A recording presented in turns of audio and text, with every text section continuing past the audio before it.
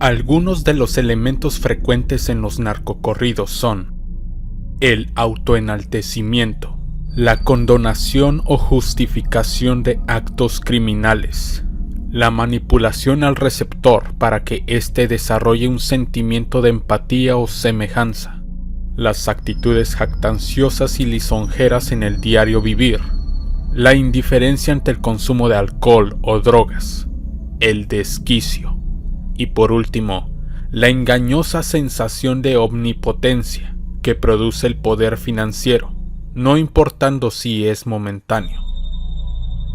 De Estados Unidos nos trasladamos a México, el núcleo del problema.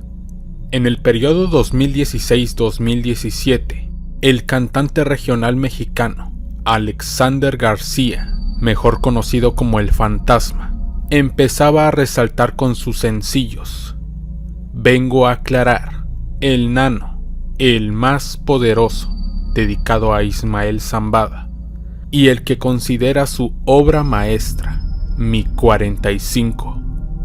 Nacido en San José de las Cañas, Durango, y formado en Los Ángeles, California, García se dedicaba a la jardinería cuando en el lapso de 1 año y medio el estrellato lo alcanzó. Al tratar de explicar el origen de su apodo, García llega a ser un tanto ambiguo. En diciembre de 2017 dijo en entrevista a Univisión que era producto de los comentarios entre familiares, mientras que casi 1 año antes, en octubre de 2016, en respuesta al productor discográfico José Garza, se dio la autoría a los chascarrillos de sus amigos. Es difícil oír la palabra sin la connotación con el antiguo lugarteniente de Joaquín Guzmán Loera, Ticante Marcelino Castro. Con más de 10 nominaciones musicales por su trabajo, García, también nombrado el rey del underground, es uno de los mayores cantantes mexicanos del género regional en los Estados Unidos. Y también es parte de la ignominiosa lista de intérpretes que exaltan al crimen organizado. Según su versión vertida en la conversación con Garza, El Fantasma asegura que su corrido, Mi 45, fue compuesto en honor a su afición por las armas, que llevaba tiempo de haberlo escrito y que le gusta componer baladas regionales a gente que no tiene nada que ver con nada. Es cuidadoso al hablar, lo que hace poner a Mi 45 en la fila de los narcocorridos son las posteriores menciones de la afiliación del ignoto exaltado en la melodía. La pistola Colt 1911 fue producto de la insuficiencia que representaban los revólveres calibre 38, reglamentarias en las Fuerzas Armadas norteamericanas, durante la guerra con las Filipinas en los últimos años del siglo XIX. La fabricadora de armas Colt recibió la concesión de parte del gobierno de William Howard Taft en la suplementación de nuevas pistolas calibre 45 para los soldados, ya que éstas llegaron a pasar los más rigurosos estándares de durabilidad. Según los rumores dentro de la comunidad veterana de la Primera Guerra Mundial, la fabricación de las Colt iba para un mercado civil en un principio. Sin embargo, el gobierno de Estados Unidos decidió echar mano a su producción durante el auge de la guerra. Cuando la demanda de armas de fuego incrementó por parte de los estados en conflicto, Washington torció la producción en masa del mercado civil a uno exclusivamente gubernamental. Desde su creación hasta la mitad de la década de 1980, era la pistola reglamentaria del ejército de los Estados Unidos. La US Navy y sus equipos de fuerzas especiales hicieron su propia versión adaptada al combate designado en aquellos años. La sofisticación en el armamento gringo hizo que el gobierno disminuyera el uso de la Colt 1911 para dar paso a escuadras más precisas y livianas. Las series posteriores a las Colt 1911 tuvieron mejoras minúsculas. Por ejemplo, la longitud del gatillo, el patrón de las cachas de madera, sin mencionar que estas son fáciles de reemplazar, el relieve de la parte posterior de la culata, el tamaño del martillo, las miras, entre otras cosas. Las actualizaciones en la pistola no necesariamente significaban la alteración del modelo original. El arma es de carácter duradero. Es bien sabido por los armeros que ejemplares con edad de hasta 100 años siguen siendo totalmente útiles al día de hoy. Es por lo que las consideran reliquias en su estado bruto, no así los narcotraficantes mexicanos, que aparte de trofeos, las consideran casi como sus ángeles guardianes. Es menester decir que en México, toda arma que no sea de funcionamiento semiautomático y que esté por encima del calibre 38, 9 milímetros, exceptuando algunos modelos de escuadra y revólveres mencionados en la Ley Federal de Armas de Fuego y Explosivos, son de uso exclusivo del ejército. Cualquier individuo que quebrante la regularización de la Secretaría de la Defensa Nacional, la Sedena, estará incurriendo en un delito del fuero federal. Eso incluye la adquisición, la posesión y la aportación de cualquier ejemplar. El flujo de armas ilegales, las cuales son provenientes de Estados Unidos, tuvo carácter oficial desde 2006, bajo la administración de George W. Bush con la operación White Receiver y Gun Runner, mientras que de 2009 a 2011, el Departamento de Justicia comandado por Eric Holder en la presidencia de Barack Obama implementaron Rápido y Furioso, un operativo encubierto con base en Phoenix, Arizona, que tenía como presunto propósito el rastreo de grandes cantidades de armas que tenían como destino final los cárteles mexicanos, y así poder juntar datos de inteligencia para estructurar casos federales. Pero todo se les fue al diablo.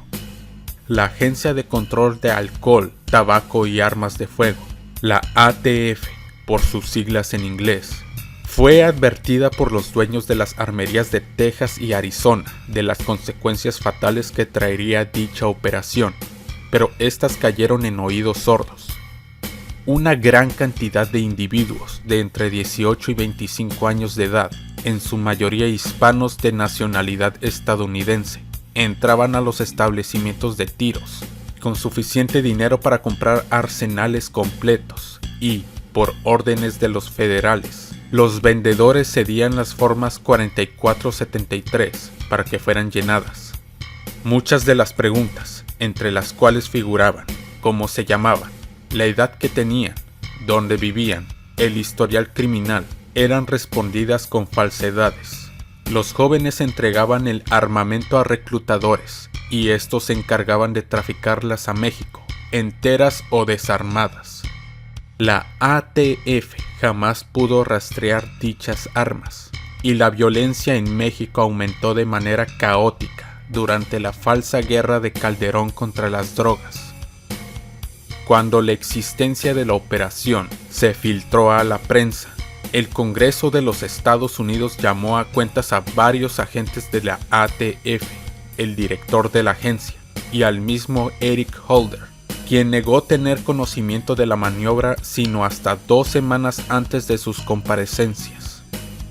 Los memorándums firmados por el Departamento de Justicia y de Estado desmentían al señor Holder. En el lado mexicano, oficiales del poder legislativo y ejecutivo se deslindaban diciendo que ellos tampoco sabían nada.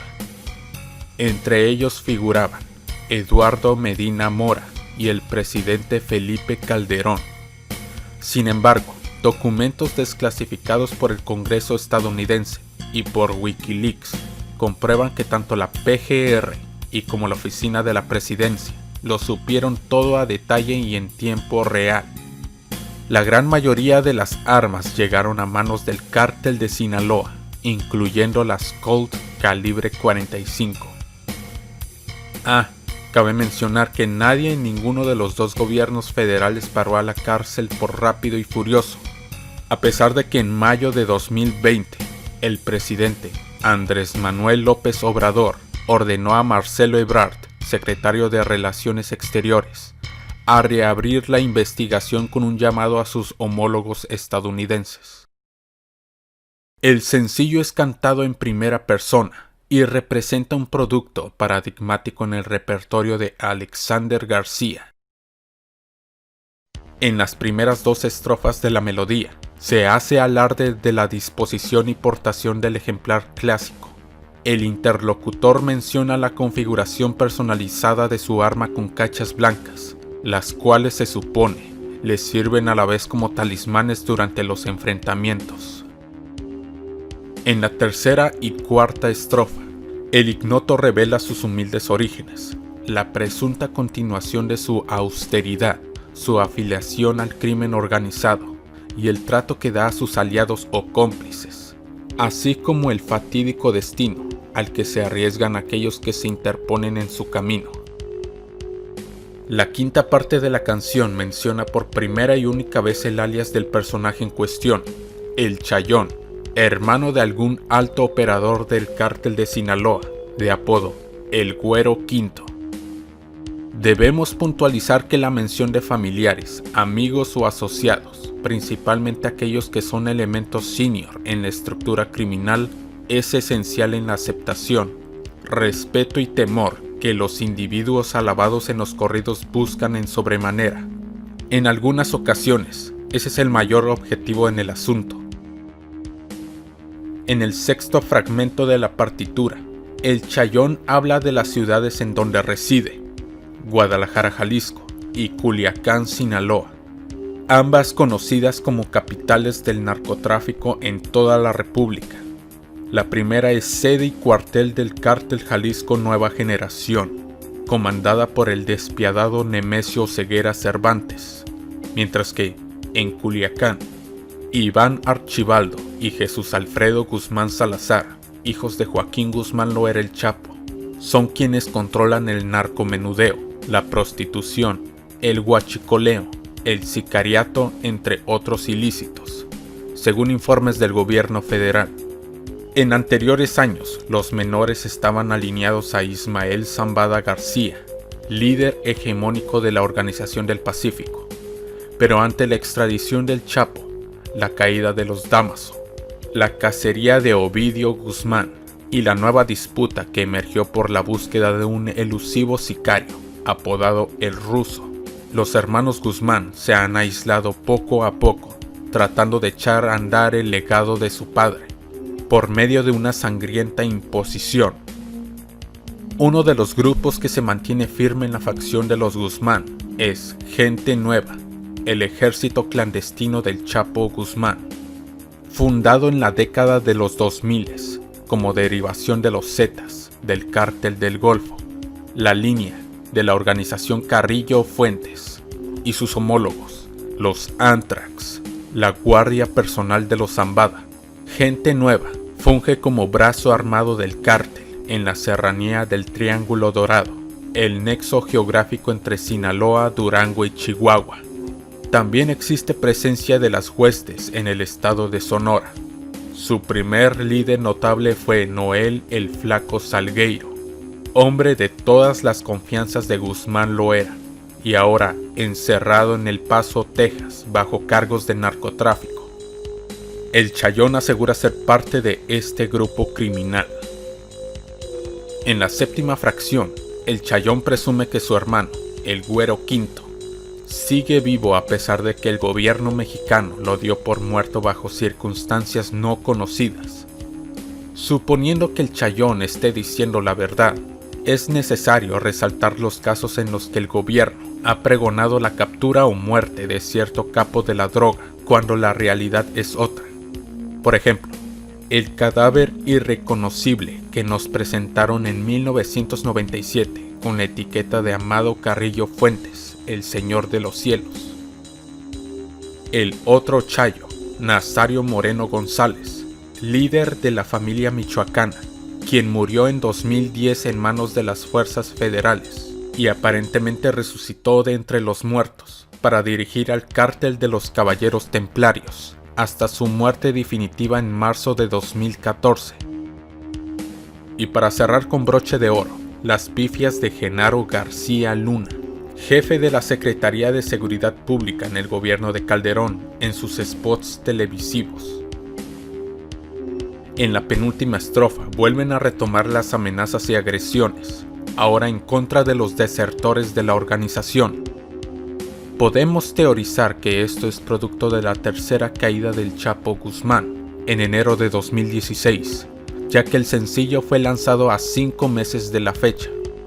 También hay que subrayar los rumores dentro del cártel, el vacío de poder que surgió ante la captura, la falta de liderazgo de los hijos de Guzmán y la disputa con Dámaso López Núñez por la vacante. El Chayón pinta su línea como fiel subordinado de los vástagos del Chapo. La melodía finaliza con su despedida y la resolución del ignoto en torno a la necesidad personal de lucirse e identificarse con su pistola calibre 45. No es la primera vez que los cantantes de narcocorridos idolatran objetos inanimados en sus canciones. Dejando a un lado los objetos religiosos, los interlocutores mencionan principal o esporádicamente durante sus versos la devoción a joyas, sombreros, hebillas de cinturones, botas, las cachas de las armas, sus acabados, automóviles, inclusive las drogas que consumen. Se desconoce la verdadera identidad del sospechoso. El narcocorrido Mi 45 cuenta con más de 183 millones de visitas en YouTube.